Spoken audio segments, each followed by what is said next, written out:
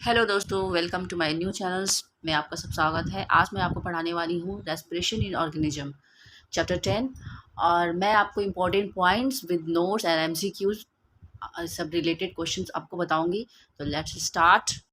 में आपका है कि ब्रीथ चैप्टर आपका रेस्पिरेशन से रिलेटेड है। तो सबसे पहले इसमें इम्पोर्टेंट पॉइंट है ब्रीथ, कि हम सांस जो हम ब्रीदिंग करते हैं, व्हाट इज़ ब्रीदिंग, ये क्वेश्चन है आपका कि ब्रीथ क्या होता है, यानी कि हम जो सांस लेते हैं वो क्या होता है। तो देखो दोस्तों, जो हम हवा लेते हैं ना, जो सांस लेते हैं जिसमें हम ऑक्सीजन कंटेन होता है और आपका कार्बन डाइऑक्साइड भी कंटेन होता है। तो जो एयर कंटेंस ऑक्सीजन होता है और जब हम सांस लेते हैं और सांस छोड़ते हैं तो उसको हम ब्रीथ बोलते हैं। सिंपल सा लैंग्वेज है कि जब हम सांस लेते हैं और सांस छोड़ते हैं तो उसको हम ब्रीथ बोलते हैं।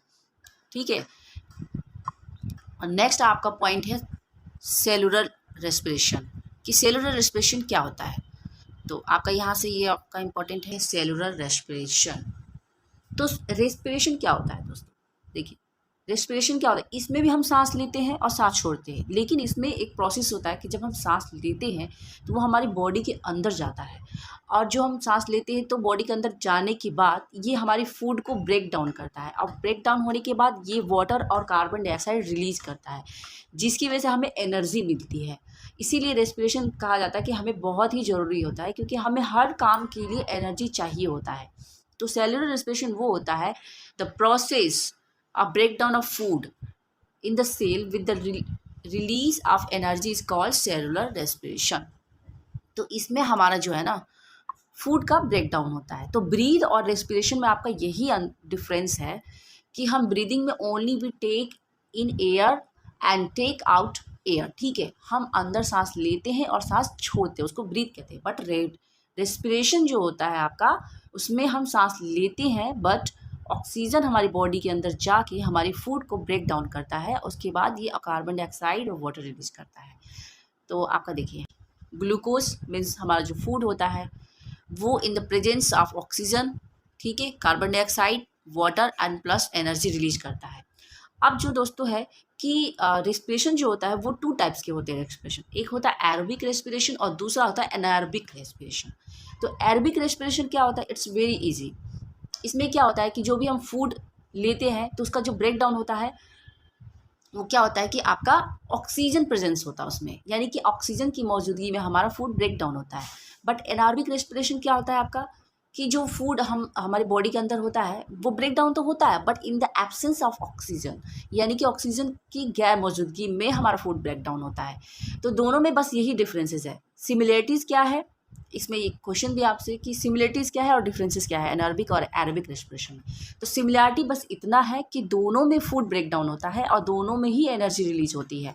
बट डिफरेंसेस क्या है आपकी, तो एरोबिक रेस्पिरेशन में आपका ऑक्सीजन प्रेजेंस होता है तब जाके आपका फूड ब्रेक डाउन होता है, बट एनारोबिक रेस्पिरेशन में फूड ब्रेक डाउन होता है but in the absence of oxygen. ठीक है, तो ये इसके डिफरेंसेस हैं। और एक और डिफरेंस में आप एक और पॉइंट लिख सकते हो कि जो एरोबिक रेस्पिरेशन होता है उसमें सबसे ज़्यादा एनर्जी रिलीज होती है, और एनारोबिक रेस्पिरेशन में क्या होता है कि इसमें एनर्जी लेस होती है देन एरोबिक रेस्पिरेशन से। तो ये आपका इंपॉर्टेंट पॉइंट हो गया आपका एरोबिक और एनारोबिक रेस्पिरेशन। ठीक है, सिमिलरिटीज़ और डिफरेंसेस मैंने आपको बताए और ये नोट करने वाला है पॉइंट। आपका नेक्स्ट पॉइंट, ईस्ट के बारे में आपसे एमसीक्यू में पूछा जा सकता है कि ईस्ट क्या है, एक एरोबिक है या एनारोबिक ऑर्गेनिज्म है। तो ये आपका एनारोब्स ऑर्गेनिज्म होता है, क्योंकि ये विदाउट ऑक्सीजन ये विदाउट ऑक्सीजन आपका एक्टिविटी करता है। तो देखिए ये जो होता है ना, ये अल्कोहल रिलीज करता है, ये देखिए, और जिसका यूज जो होता है वाइन और बियर यानी कि शराब बनाने वाली फैक्ट्रीज इस्तेमाल करती हैं ईस्ट का। ठीक है, ये फ्रेगमेंटेशन करता है फूड को। ठीक है, उसके लिए भी इस्तेमाल किया जाता है, जैसे ब्रेड हो गया, जिसमें खमीर पैदा करते हैं दोस्तों, उन सब चीज़ों में ईस्ट का इस्तेमाल किया जाता है। नेक्स्ट पॉइंट है हमारा दोस्तों ड्यूरिंग हैवी एक्सरसाइज। मीन्स हमें जब ड्यूरिंग हैवी एक्सरसाइज हम करते हैं या फिर बहुत तेज़ रनिंग करते हैं तो हम बहुत तेज़ फास्ट ब्रीदिंग क्यों करते हैं। तो देखिए दोस्तों, उस समय क्या होता है कि हमारी बॉडी को बहुत ज़्यादा एनर्जी की डिमांड हो जाती है, नीड हो जाती है, जिसकी वजह से हम बहुत फास्ट ब्रीदिंग करते हैं। तो एक सिंपल सा क्वेश्चन है कि एथलीट हो या रनिंग हो या बहुत हैवी एक्सरसाइज हम करते हैं तो हम फास्ट ब्रीदिंग क्यों करते हैं? ये क्वेश्चन है आपके, ये पॉइंट है, इसको नोट कर लीजिएगा। यहाँ से लेकर आप यहाँ से पूरा यहाँ तक का ये इम्पॉर्टेंट पॉइंट है आपका कि वेट लिफ्टिंग में इन सब चीज़ों में क्यों ज़रूरत होती है। तो उस समय क्या होता है कि जब हमें एनर्जी की जब ज़रूरत होती है, तो जब हम बहुत तेज़ सांस लेते हैं तो हमारा बॉडी क्या करता है कि ऑक्सीजन, उस टाइम हमारी बॉडी में ऑक्सीजन क्या करता है, एनर्जी सप्लाई करने लगता है। देखिए, ऑक्सीजन टू प्रोड्यूस एनर्जी, यानी कि ऑक्सीजन एनर्जी प्रोड्यूस करता है, फिर ये हमारी हर एक बॉडी में सप्लाई करता है, जिसकी वजह से हम फास्ट ब्रीदिंग की ज़रूरत पड़ती है हमें। तो ये हो गया आपका इंपॉर्टेंट पॉइंट्स।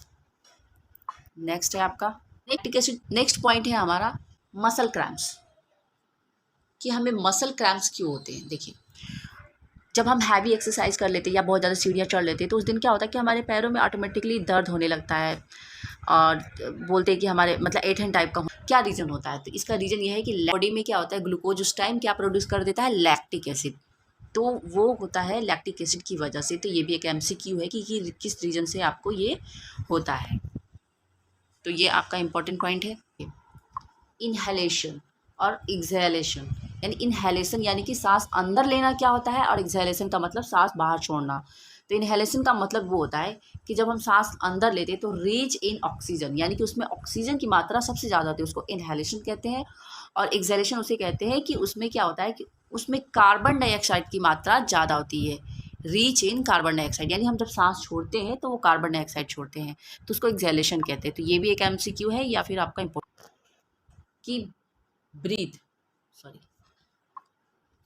के जो होता है ना, एक ह्यूमन, एडल्ट ह्यूमन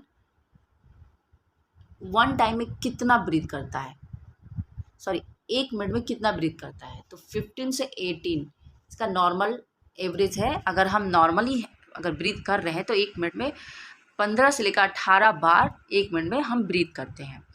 और ब्रीदिंग का रेट जो होता है वो डिपेंड करता है हमारे एक्टिविटीज़ के ऊपर, कि अगर हम बहुत तेज़, अगर ड्यूरिंग हैवी एक्सरसाइज है हमारा, तो उस टाइम हमारा ब्रीदिंग का रेट क्या होगा, 20 टाइम्स पर मिनट, यानी कि 1 मिनट में 25 बार हम ब्रीथ करेंगे। लेकिन नॉर्मल आपका देखिए MCQ में सबसे ज़्यादा ये पूछा जाता है कि एक एडल्ट जो है ह्यूमन बीइंग, वो एक बार में नॉर्मली कितना सांस लेता है। तो 15 से 18 बार 1 मिनट में सांस लेता है। तो ये आपका हो गया एक इम्पॉर्टेंट पॉइंट्स। नेक्स्ट है आपका, नेक्स्ट पॉइंट आता है, देखिए दोस्तों, आपका डायग्राम, रेस्पिरेटरी सिस्टम का डायग्राम है। ये आपको याद करने लायक है, और इसको आप नोट भी कर सकते हैं या इसको बनाना सीख लीजिएगा आप। तो देखिए, सबसे पहले आता है नेसल कैविटीज़, नेसल पैसेज, यानी कि नाक है। सबसे पहले हम नाक के अंदर से सांस लेते हैं, फिर ये हमारे ओरल कैविटी तक जाता है, उसके बाद फ्रेंक्स तक जाता है, यानी कंठ, यानी जिसको हम गला बोलते हैं, फिर ट्रैकिया, इसको विंड पाइप भी बोलते हैं हम। उसके बाद से ट्रैकिया के बाद हमारे लंग्स में जाता है, उसके बाद हमारे रिब्स तक जाता है, ठीक है। तो ये हो गया हमारा रेस्पिरेटरी सिस्टम। और नेक्स्ट है आपका डायाफ्राम, इसमें डायाफ्राम भी आपका बहुत इंपॉर्टेंट है। और रेस्पिरेटरी सिस्टम में आपका, अगर रेस्पिरेटरी सिस्टम में आपका सबसे ज़्यादा अगर इम्पॉर्टेंट है तो वो है लंग्स, रिब्स और डायग्राम। इन तीनों से सबसे ज़्यादा आपके MCQ पूछे जाते हैं। तो आइए पढ़ते हैं कि क्या वो MCQ क्वेश्चन है। नेक्स्ट पॉइंट है आपका, इसको हम पिक्चर्स की मदद से समझते हैं। देखिए, क्वेश्चन क्या पूछता है कि जब हम इनहेल करते हैं, यानी जब हम सांस लेते हैं, तो हमारा रिब्स किधर की तरफ मूव करते हैं। जो रिब्स जो है, जब हम इनहेल करते हैं तो ये देखना आपका, ये हमेशा अप होता है, आपका ये मूव्स अप होता है, ठीक है। और ये ऊपर की तरफ दिखता है, यानी कि मूव आउट। देखिए, यहाँ पे आपका निशान भी दिखा रहा है कि जब हम एयर इनहेल करते हैं तो हमारा रिब्स जो है वो अप होता है, यानी ऊपर की तरफ होता है, ठीक है। और आउटवर्ड होता है, और बाहर की तरफ निकलता है। जब हमारा सीना फूलता है ना सांस लेते हैं, तो देखना, आप सांस खुद से लो, इस प्रोसेस को खुद से करो, तो देखना आपका बाहर की तरफ आता है। तो यानी कि रिब्स जो है वो मूव अप एंड आउटवर्ड होता है। और जब हम सांस छोड़ते हैं, एक्सेल करते हैं, तो ये हमारा रिब्स जो है, देखना वो नीचे की तरफ एरो दिखा रहा है, यानी कि हमारा जो रिब्स जो है ना वो नीचे की तरफ, यानी नीचे और अंदर की तरफ होता है, यानी कि मूव्स डाउन एंड इनवर्ड्स। तो ये हो गया रिब्स से रिलेटेड आपका MCQ। और दूसरा MCQ होता है डायाफ्राम से रिलेटेड, यानी कि जो हमारा डायाफ्राम जो है, जब हम इनहेल करते हैं तो डायाफ्राम हमारा क्या करता है, डाउन होता है, मूव्स डाउन। यानी कि जब हमारा डायाफ्राम नीचे जाता है ना, तभी हमारे अंदर सांस भरते हैं, यानी हमारे फेफड़ों के अंदर ना सांस भरता है।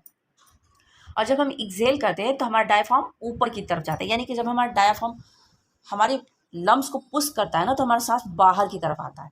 यानी कि 1 नंबर का एमसीक्यू हुआ कि जब हम सांस अंदर लेते हैं, इनहेल करते हैं, तो डायाफ्राम हमेशा क्या होता है आपका, मूव्स डाउन होता है। और जब हम एक्सेल करते हैं तो डायाफ्राम हम हमेशा क्या होता है, मूव्स अप होता है। तो ये 1 नंबर का एमसीक्यू हुआ डायाफ्राम और ब्रीथ से रिलेटेड। एक और इम्पोर्टेंट पॉइंट है कि हमें अपनी ब्रीदिंग को अच्छा करने के लिए हमें क्या करना चाहिए, डेली प्राणायाम करना चाहिए। यानी कि अगर हमारे अपने लंग्स के हेल्थ के लिए हमें चाहिए कि हमें फेफड़े को मजबूत बनाना है, तो उसकी हेल्दी लाइफ के लिए हमेशा डेली प्राणायाम मस्ट करना चाहिए, सबको करना चाहिए, ठीक है।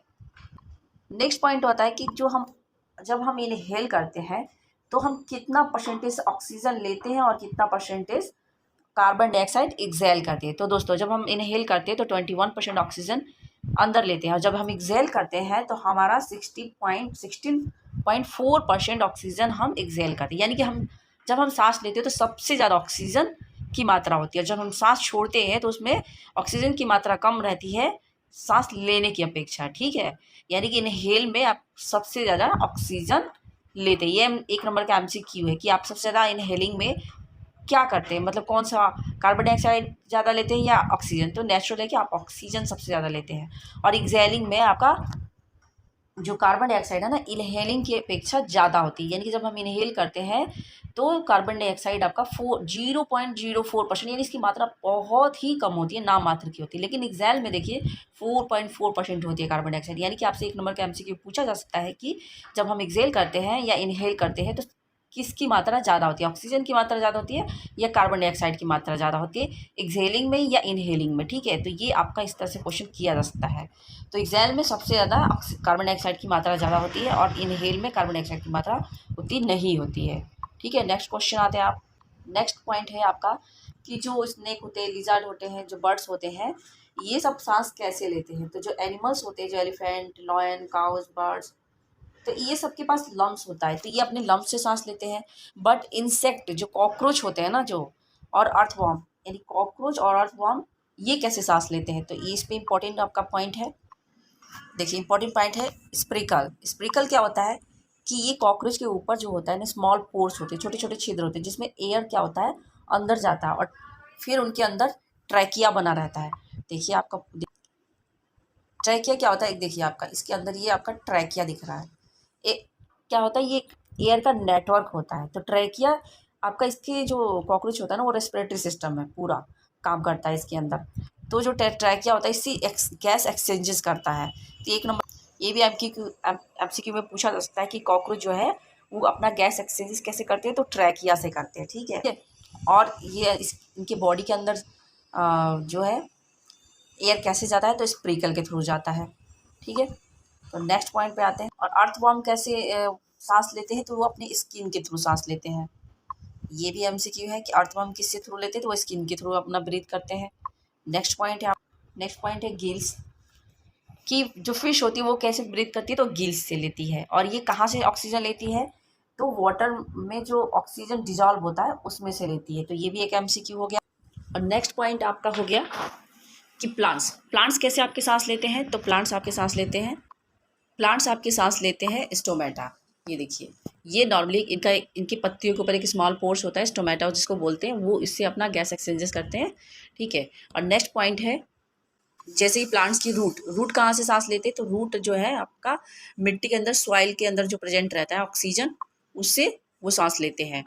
और जो उनका जो रूट होता है ना, रूट हेयर, ये देखिए सॉइल पार्टिकल से ये ऑक्सीजन लेते हैं। और इनके रूट हेयर जो होते हैं, आपके जो रूट हेयर होते हैं, उससे ये अपने गैस एक्सचेंजेस करते हैं, ठीक है। तो ये एक इम्पॉर्टेंट पॉइंट आपका हो गया। और ये आपका इतने में सारे इंपॉर्टेंट पॉइंट्स आपके हो गए। Thank you for watching my channel, और प्लीज़ सब्सक्राइब कीजिएगा और लाइक कीजिएगा, और कमेंट में प्लीज़ कुछ भी हो तो आप मुझे बताइएगा। Thank you for watching.